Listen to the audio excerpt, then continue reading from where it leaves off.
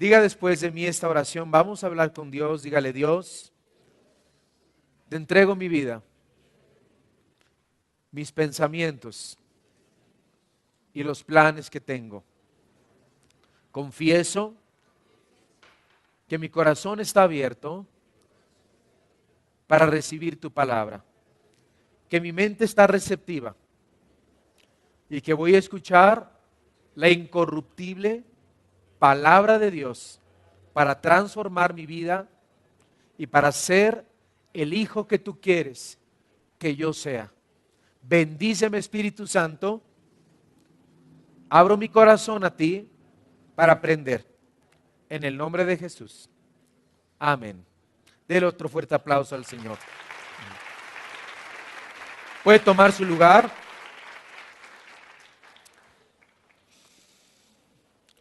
El mensaje de esta mañana se llama: la fe es totalmente ilógica. La fe es totalmente ilógica. Diga conmigo: la fe es totalmente ilógica.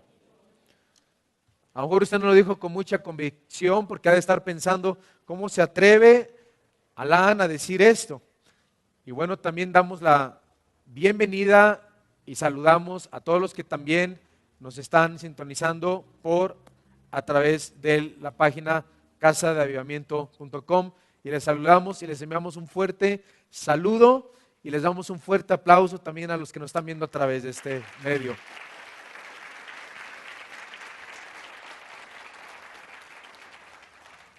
Cuando la palabra nos dice cree, fíjese lo que le voy a decir. Dios está requiriendo que hagamos algo que está más allá de la razón. La fe es totalmente ilógica. De hecho, la definición de la fe tiene que ver con algo que es irrazonable. Pensemos un poco, miren. La Biblia dice que la fe es la certeza de lo que se espera, la convicción. La fe es la certeza de lo que, la convicción de lo que se espera y no se ve. ¿No es irracional eso? En otras palabras, nos está diciendo, para abreviar, no hay sustancia tangible, no hay en absoluto ninguna evidencia, y aún sin haber ninguna evidencia, la Biblia, Kenji, nos está pidiendo que creamos en algo que no tiene evidencia. Puedes pensar en alguna demanda más irracional que la que acabamos de leer. O sea, Dios nos está diciendo: ten fe sin ver, sin tener evidencia. Confía en lo invisible. Y cuando pensamos esto, al venir a Cristo, hay tantas cosas que no sabíamos y decimos: ¿tengo que creer eso? Estoy tratando este tema por una razón muy importante. Le voy a decir por qué. Yo le comenté que los domingos, los últimos domingos del año, que nos queda este y uno más, ¿verdad? El siguiente, antes de que finalice el año. Y unos están diciendo: es que cuando en el 2010 voy a hacer esto, voy a hacer aquello. Obviamente, el siguiente domingo es un mensaje especial porque es el último mensaje del año. Todos los domingos son mensajes especiales, pero ese por ser el último del año. Ya tengo el tema, se los doy el próximo domingo, pero va a ser un tema con respecto a permanecer en Cristo. Algunos me dicen que sí va a dar un mensaje hoy con respecto a la Navidad. Quizás hablemos un poquito adelante de esto, pero tendremos nuestro servicio este jueves a las 6 de la tarde, un servicio navideño. Vamos a dejarlo para el jueves. Por todo el mundo, les decía que estoy tratando este tema tan importante porque por todo el mundo escucho testimonios, o cuando nos llegan correos electrónicos a nuestra página, yo leo todos los correos electrónicos y contesto también. Algunos todavía me quedan pendientes, pero la mayoría yo los contesto y les doy algún consejo. Y veo que multitudes en el mundo entero se encuentran con un desánimo tremendo, con un desaliento tremendo. Y creo que el pueblo de Dios está pasando pruebas. Y si usted ha sido muy atento a mis predicaciones en las últimas semanas, he hablado mucho de pruebas, mucho de aflicciones. Pero veo que mucha gente está atravesando luchas, sufrimientos, confusiones, de toda clase de confusiones posibles. Y el hecho está, queridos hermanos, en que vamos a seguir enfrentando toda clase de desaliento en la vida. ¿No le ha pasado que usted está contento, está con su familia, está con sus seres queridos, sale de ahí y regresa a la tristeza? Le pagan su aguinaldo y vuelve a sentir tristeza. Digo, feliz porque le dieron su aguinaldo, pero hay algo que lo sigue desalentando, lo sigue desanimando. Así que el hablar de la fe es una naturaleza irracional o ilógica, y podemos comenzar a hablar de 4 ejemplos que son tan sencillos y todos nosotros lo conocemos, pero que podemos aprender grandemente de la irracionalidad de la fe. Por ejemplo, Noé. Noé vivió en una época que estaba fuera de control totalmente. Es más, no podemos ni siquiera comenzar a entender o comprender los malos tiempos que la Biblia dice que Noé vivió. La Biblia dice que Noé vivía en una época de violencia, una época de asesinato, los homicidios estaban desenfrenados, los gigantes, dice la Biblia, porque había gigantes en esa época, gigantes daban a luz hombres poderosos. Cuando nosotros leemos en la Biblia que había gigantes, unos dicen, ¿cómo es posible que la Biblia dijera que hay gigantes? El otro día estaba viendo un documental de National Geographic de hombres, esqueletos encontrados en la India que medían hasta más de 4 metros de altura. Gigantes que daban a luz hombres poderosos. La Biblia dice que había una época de perversidad y se había extendido la maldad por todas las regiones de la tierra. La condición de los hombres era terrible y la Biblia dice que Dios, llegó un momento que Dios ya no podía soportar más lo que estaba pasando en el mundo. Finalmente Dios dijo, basta, el hombre se está autodestruyendo, tengo que hacer algo. Y Dios hizo algo. Dios habla a uno de sus siervos, a su siervo que se llama Noé, y le dice las siguientes palabras: Noé, voy a destruir toda carne, pero te voy a preservar a ti y a tu familia. Así que quiero, Noé, que construyas un arca. Y quiero que tú reúnas a toda clase de animales, de 2 en 2. Mientras tú haces esto, yo le voy a dar a la tierra 120 años más de oportunidad para arrepentirse en lo que tú construyes, esta arca. 120 años más de misericordia.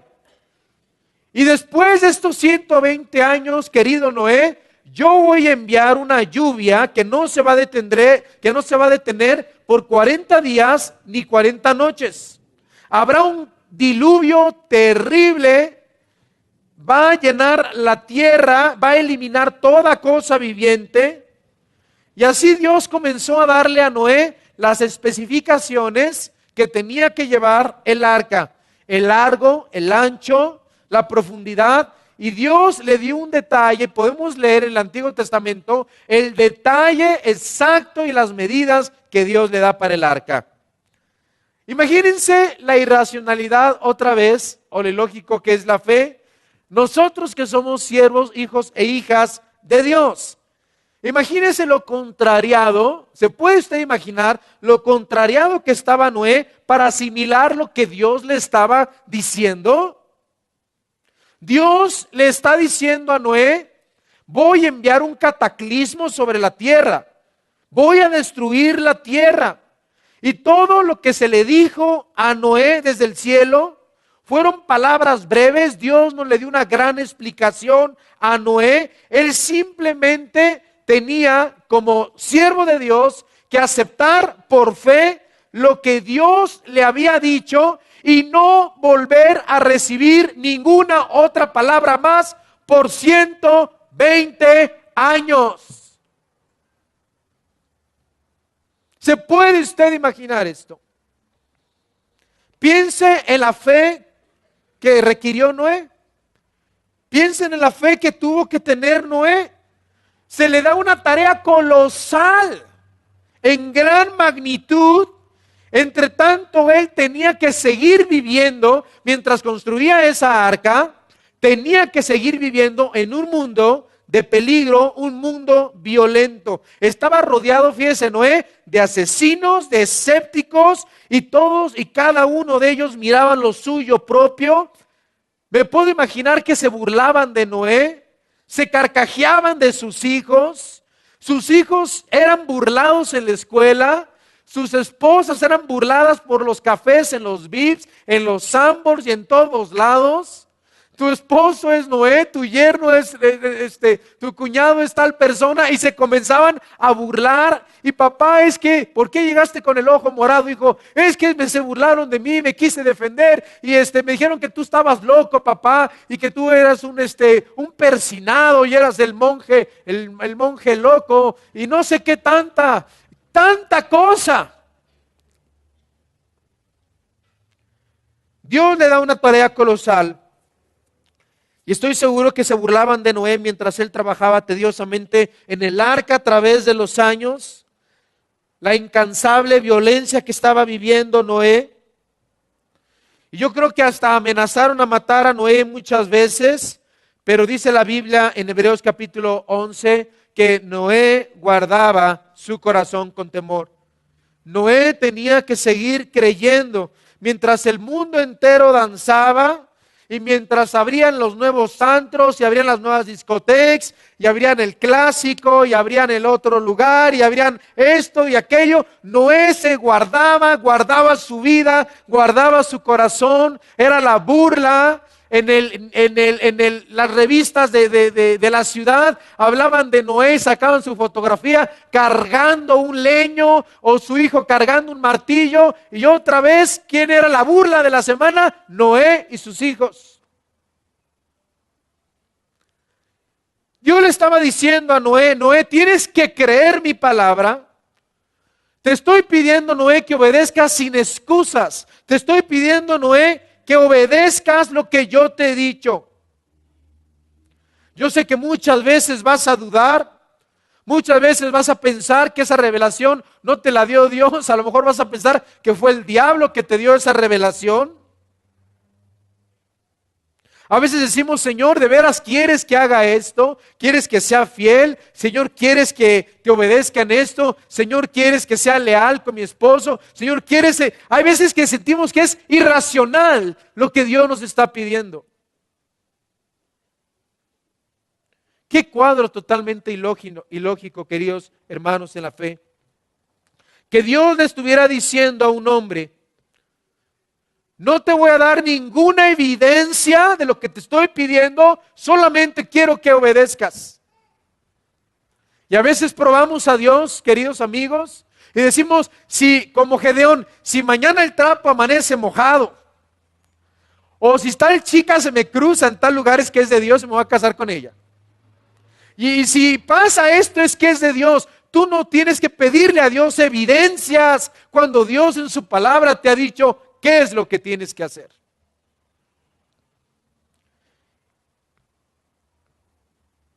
Dice la palabra de Dios en Hebreos 11:7.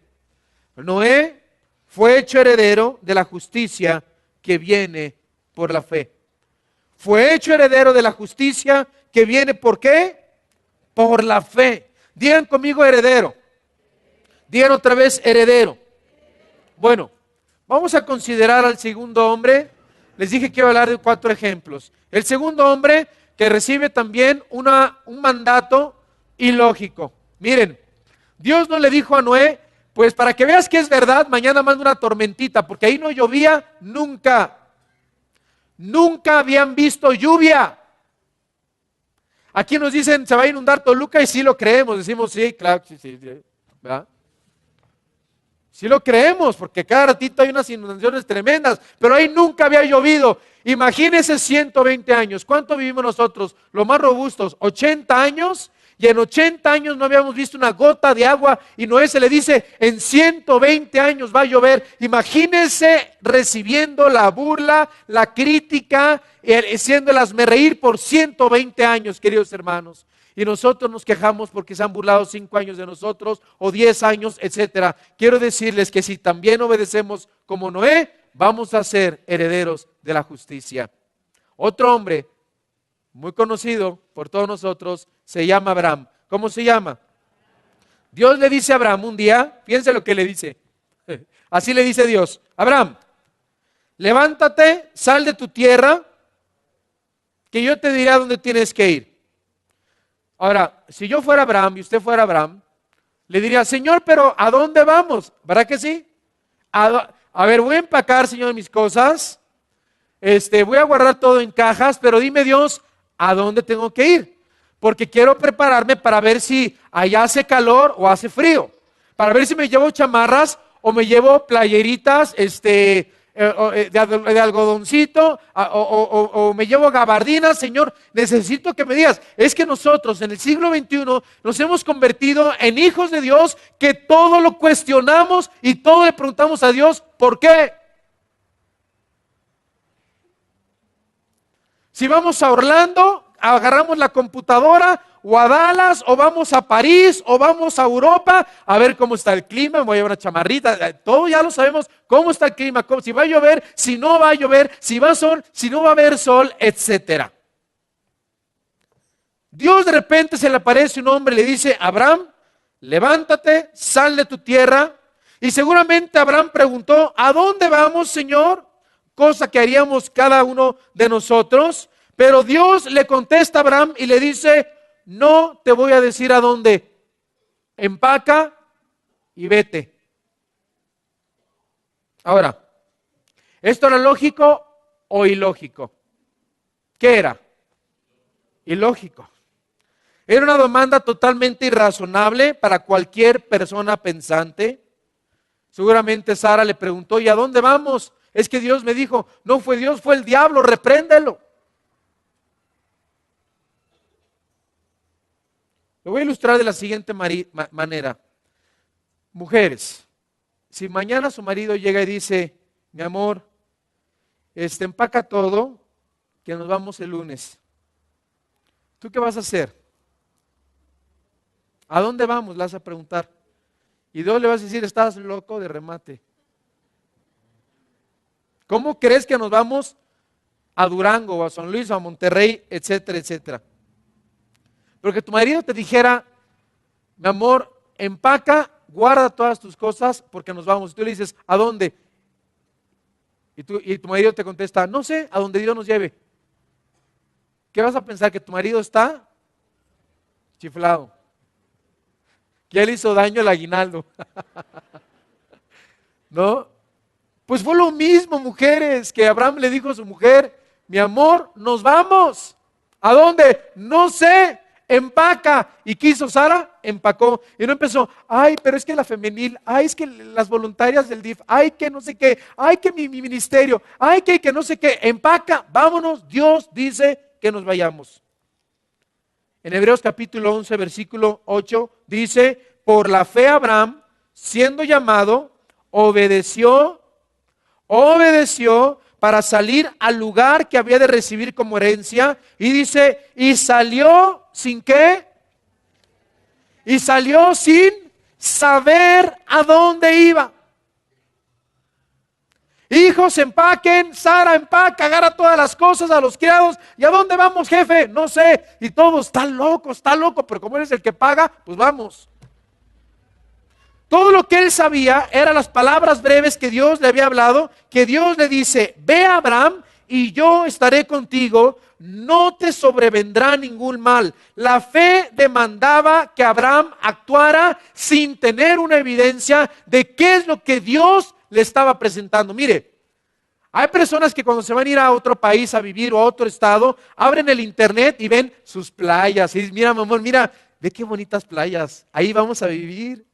Ahí va a estar nuestra casa. Y hay el fraccionamiento. ¿Y cómo se llama el fraccionamiento? El fraccionamiento, Lomas Divinas. Ay, y abren Lomas Divinas y mira, y aquí van a jugar los niños. Pero Abraham no podía saber nada. Nosotros queremos ver vouchers, nosotros queremos ver trípticos, nosotros queremos ver en internet, queremos ver tantas cosas, pero Dios le dice, vete, yo voy a estar contigo.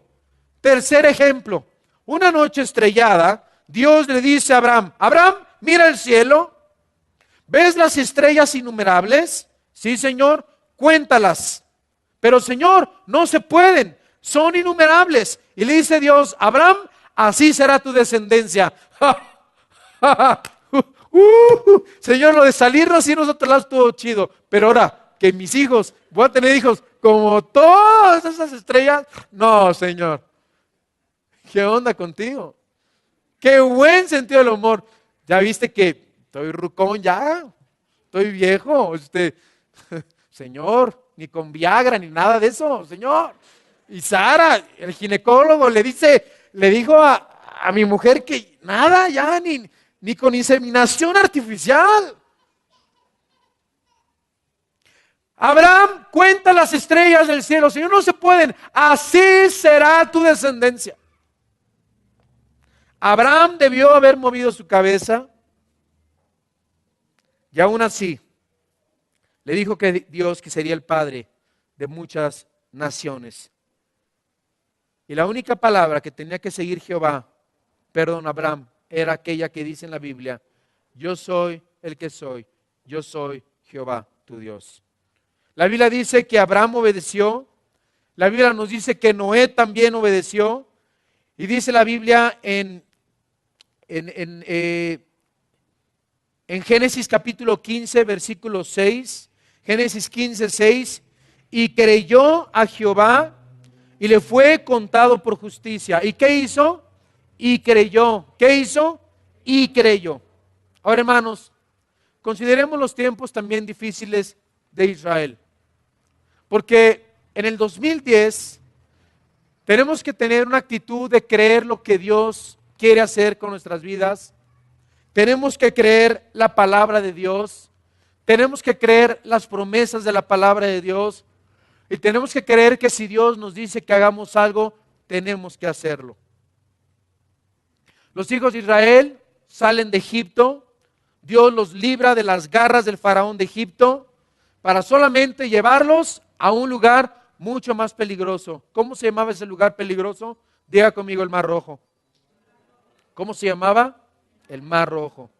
Fueron cercados por montañas, por ambos lados. El ejército del faraón descendía rápidamente contra ellos. Imagínense, era una situación desesperada, sin salida humana. Yo creo que los israelitas y el pueblo de Dios comenzaron a ver que ya venía el faraón y su ejército y venían enojados, y ahí vienen y se están acercando. Y yo imagino a los bebés y a los niños y ¡ay! Llorando y todo, nos van a matar y el mar delante de nosotros. ¿Y para qué nos trajo hasta acá Dios? ¿Y para qué nos trajo hasta acá Moisés? ¿Y por qué nuestro pastor esto? ¿Y por qué nuestro líder esto? Y estaban desesperados.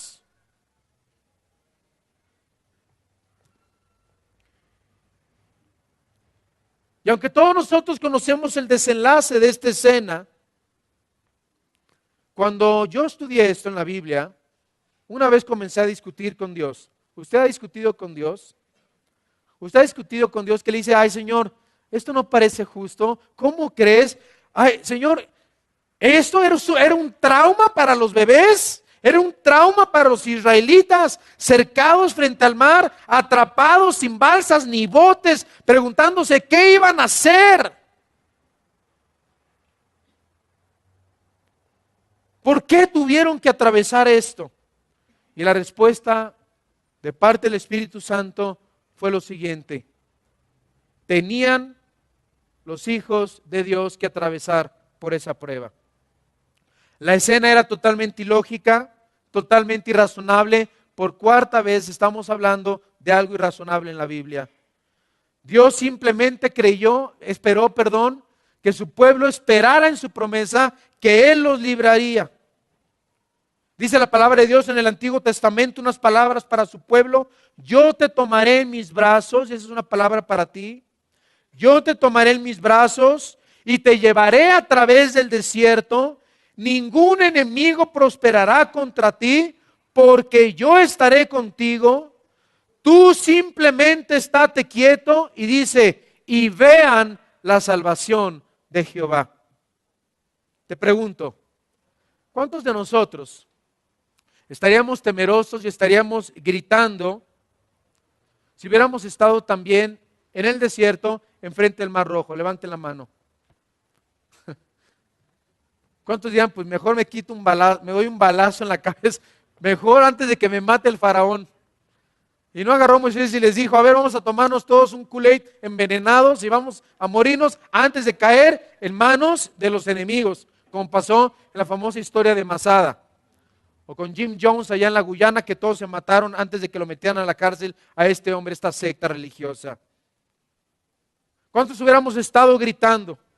Si somos honestos, yo creo que la mayoría de nosotros hubiéramos estado preocupados. ¿Y para qué Dios nos trajo hasta acá? ¿Y por qué Dios nos permitió abrir esto? ¿Y por qué Dios me permitió abrir este negocio? ¿Y por qué Dios me dio el esposo que tengo? ¿Y por qué Dios me dio la esposa que tengo? ¿Y por qué Dios me dio los padres que tengo? ¿Y por qué Dios me dio hasta acá? ¿Y por qué me dio Dios los hijos que tengo? Me hubiera gustado ser papá mejor de los otros hijos que están allá.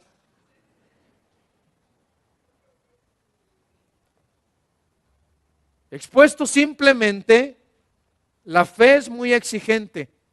Exige que oigamos la palabra de Dios, la obedezcamos sin tener una evidencia tangible a la cual seguir. No importa cuán grandes, queridos hermanos, sean nuestros obstáculos, cuán imposibles sean nuestras circunstancias, debemos creer en la palabra, actuar en la palabra. No esperar un comprobante de parte de Dios. Dios dice, tienes mi palabra y tienes todo el comprobante que necesitas. He aquí, mi palabra permanece para siempre. Yo creo que nada ha cambiado desde el tiempo en los que vivieron los patriarcas.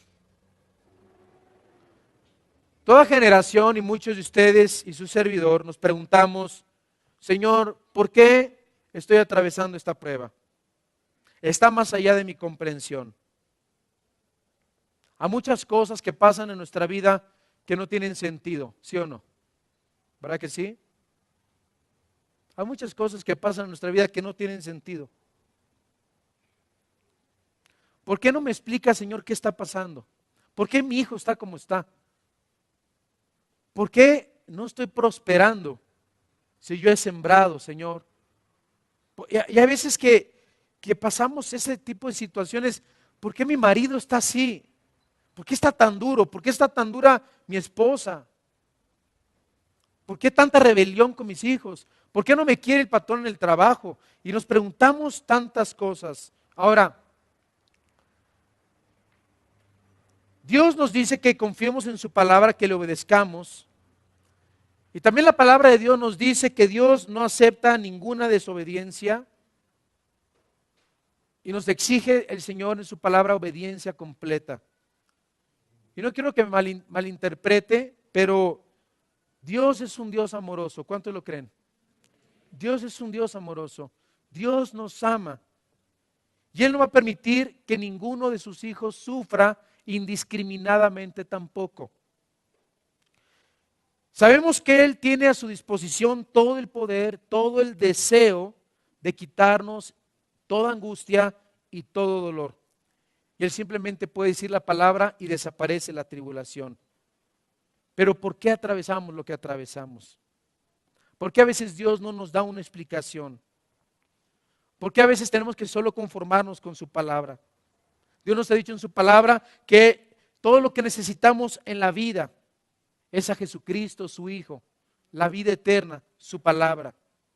Para cada situación, el Señor dice que está con nosotros. Dios nos dice que en cada circunstancia su palabra está al alcance de cada uno de nosotros. Su palabra dice que sus promesas son un sí y un amén para todo aquel que cree. La Biblia nos dice que nosotros debemos descansar en la palabra, creerla y obedecerla. Y Dios llevó a su pueblo, y dice la Biblia que por más de 10 ocasiones, el pueblo de Dios falló la prueba en el desierto. Pero seguimos con la misma pregunta: Señor, ¿por qué estoy atravesando estas pruebas? A veces puedes decir: Señor, te habré desobedecido, habré cometido un pecado, es un juicio sobre mi vida. ¿Será por los malos pensamientos que tuve el otro día? ¿Será porque, y a veces nos preguntamos y estamos viviendo cosas y decimos: ¿será porque soy mala? ¿Será porque soy malo? ¿Será porque hice esto? ¿Será porque fui injusto conmigo? Y a veces vienen toda esta clase de pensamientos.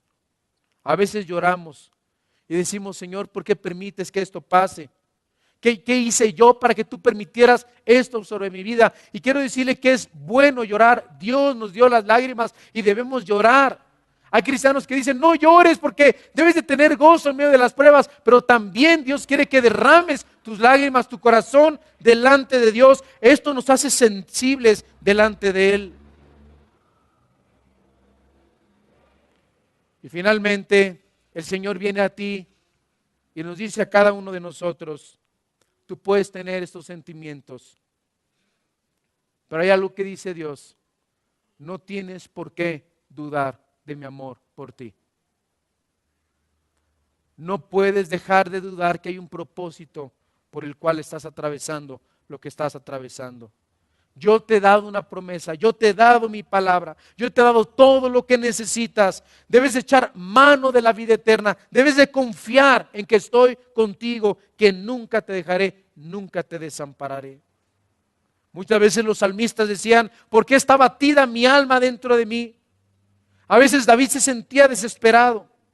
A veces David decía: ¿por qué, Señor, me siento tan impotente en las aflicciones que estoy atravesando?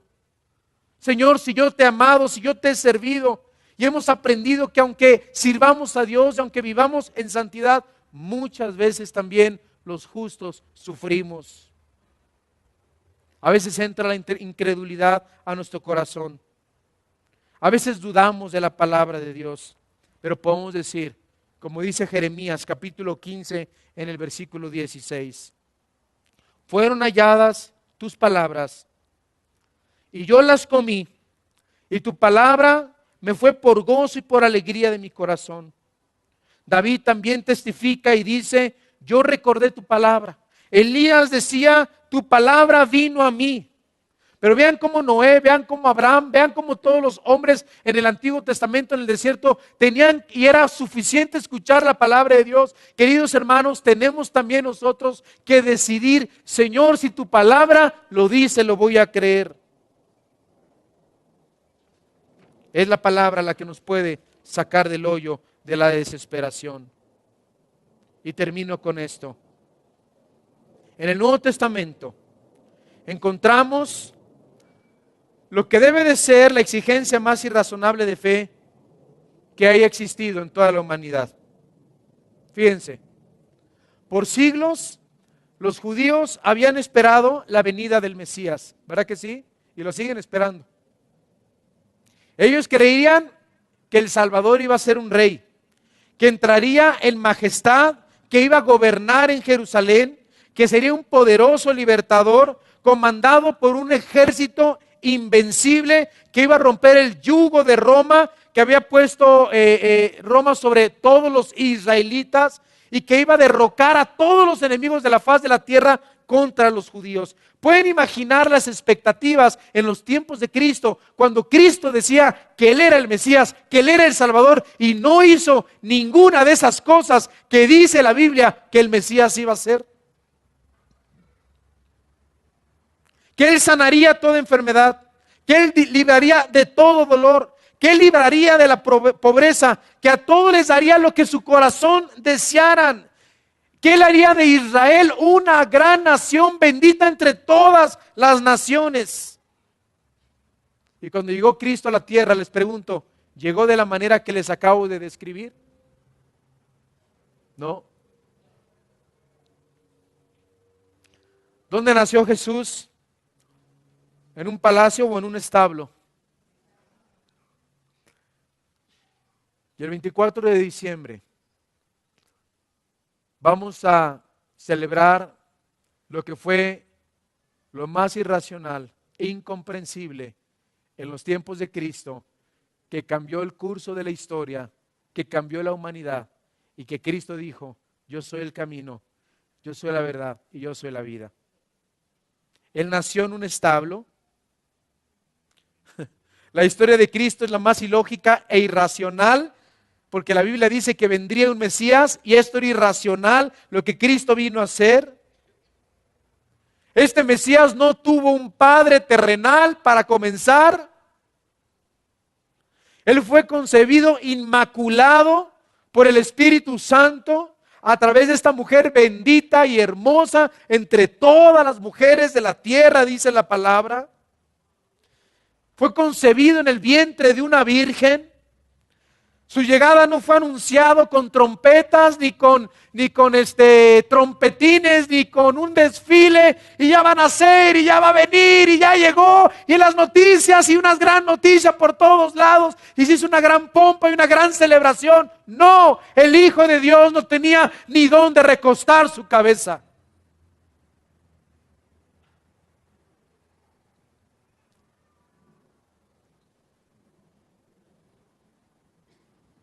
Era un carpintero.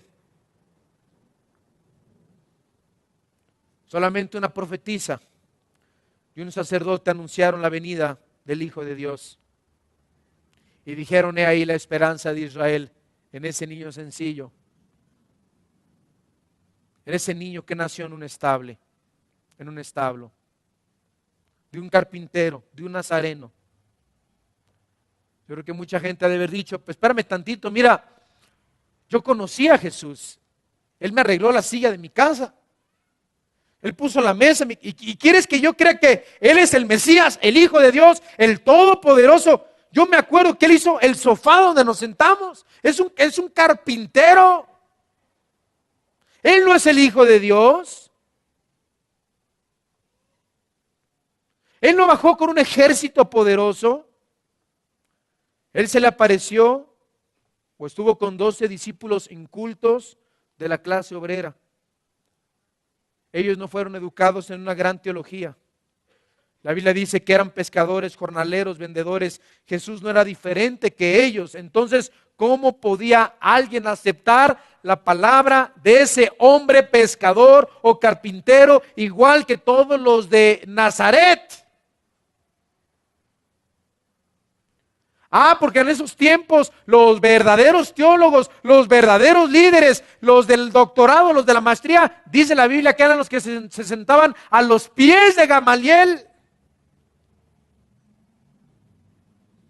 Aprendices de Gamaliel, eruditos en la palabra. Pero este hombre que decía que le siguieran, se sentaba a la orilla del mar. ¿Y saben quiénes eran los que iban a escuchar a este hombre? Las viudas, los leprosos, las prostitutas. Y Jesucristo les decía, el que me ha visto a mí, ha visto al Padre. Yo soy Dios encarnado, crean en mí. Les pregunto, ¿no era irracional creerle a este hombre? Ahorita lo creemos porque tenemos la Biblia. Pero si tú hubieras vivido en la época de Cristo y un carpintero y un hombre así te hubiera dicho, yo soy Dios, yo soy el Hijo de Dios, te hubiera costado trabajo creerlo.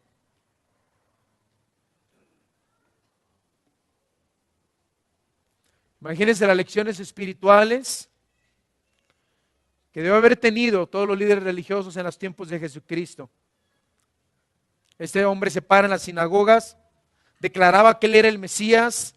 Él decía que fue enviado por Dios, no venía de un linaje real. Él ni siquiera dice la palabra que tenía donde recostar su cabeza. Un día entra al templo y agarra un látigo y comienza a echarlos todos para afuera y diciendo que en la casa de mi padre se había convertido en una cueva de ladrones. Pero nunca Cristo dijo dónde había sacado tal autoridad.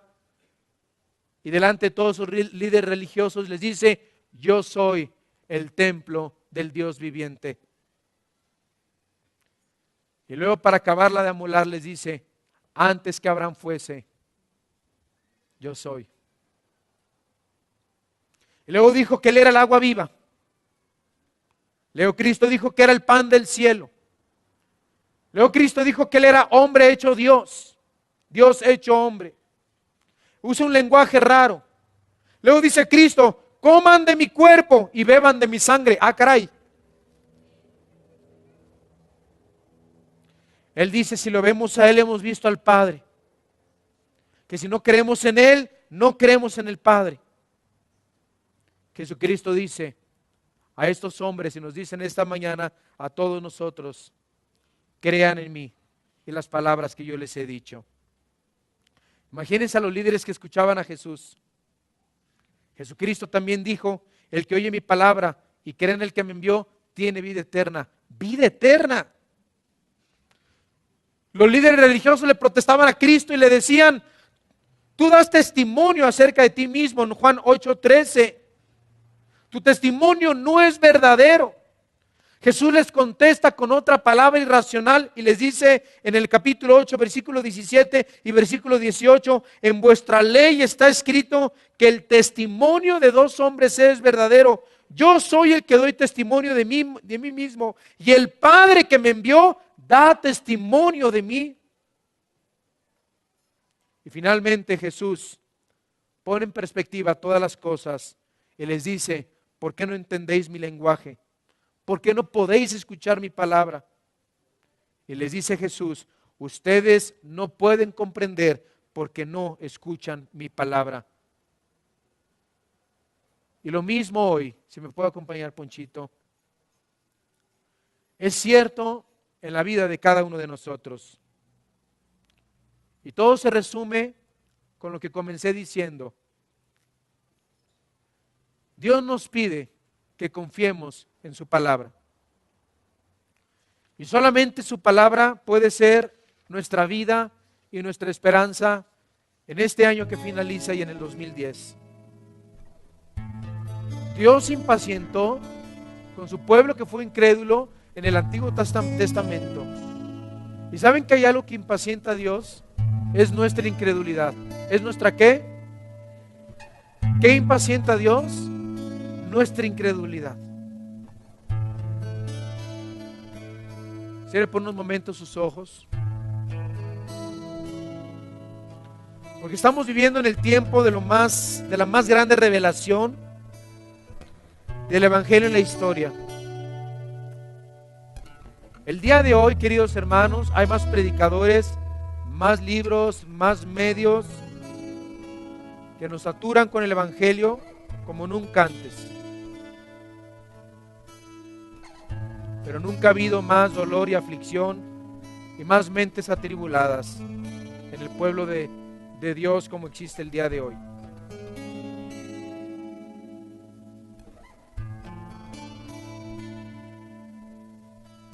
Y el Señor nos ha dado su palabra.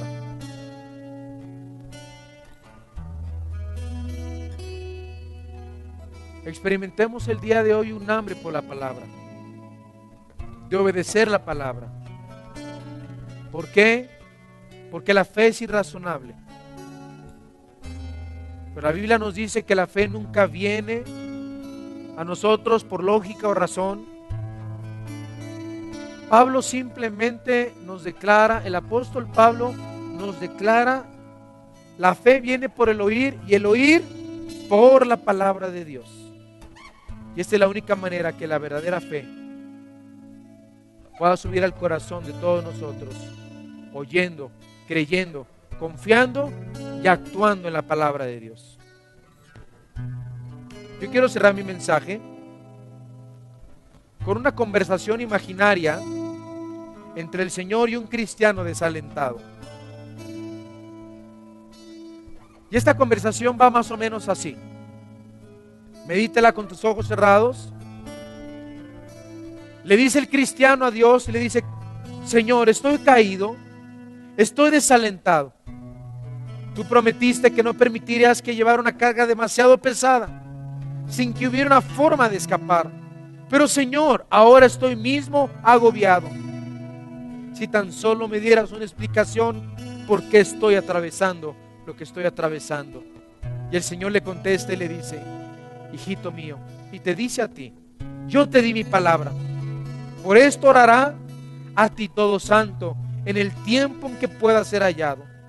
Ciertamente en la inundación de muchas aguas, todas estas aguas, hijo mío, no llegarán hasta ti. Yo soy tu refugio, te guardaré de la angustia, con cánticos de liberación te rodearé, te haré entender y te enseñaré el camino que debes andar. Hijito, sobre ti pondré mis ojos. El cristiano voltea a ver al Señor y le dice: Señor, me siento tan impotente, mis fuerzas ya casi me abandonan, tengo temores, dudas plagan mi mente, no puedo ver ninguna salida, el futuro, el 2010, parece que no hay esperanza. El Señor le contesta y te dice: yo te doy mi palabra, he aquí mi ojo está sobre ti si me temes, sobre los que esperan en mi misericordia, para librar tu alma de la muerte, para darte vida en tiempo de hambre. Oh, que tu alma espere en mí, porque yo soy escudo para ti. El cristiano vuelve a decirle al Señor: Señor, a veces siento que te he ofendido, y todo lo que me está pasando, Señor, no es un juicio tuyo. ¿Terminará algún día? ¿Me estás castigando? Y el Señor le vuelve a contestar y le dice: te he dado mi palabra, que si tú como pobre clamas a mí, yo te oiré y te libraré de todas tus angustias. Yo acampo alrededor de los que me temen y te defiendo. Gusta y ve que yo soy bueno. Dichoso, hijo, hija, si tú en esta mañana decides confiar en mí. La Biblia dice, queridos hermanos, que los ojos de Jehová están sobre los justos y atentos el oído de Dios al clamor de cada uno de nosotros. Claman los justos, dice la Biblia, y Jehová los oye y los libra de todas sus angustias. También la Biblia nos dice que muchas son las aflicciones del justo, pero de todas ellas te librará el Señor. ¿Cuántos alaban a Dios por eso? Aleluya. La Biblia dice que Él redime el alma de sus siervos. Y la Biblia también nos dice que no seremos condenados ninguno de nosotros que en Él confiamos. Eso dice el Salmo 34.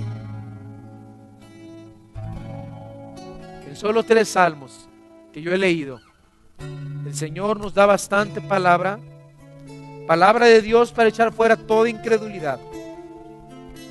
Yo te animo, así con tus ojos cerrados, que hoy escuches la Biblia, confíes en la Biblia, obedezcas la palabra de Dios y finalmente descanses en la palabra de Dios. Ese será tu testimonio, donde Dios es fiel a través de cada prueba y después de cada aflicción.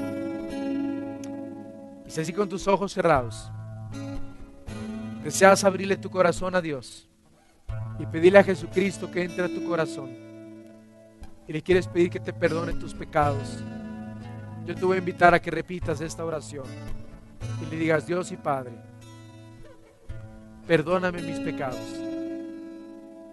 Te abro las puertas de mi corazón. Te pido que entres en mi vida como mi Señor y mi Salvador. Te acepto y te recibo por primera vez en mi corazón. En el nombre de Jesús. Amén.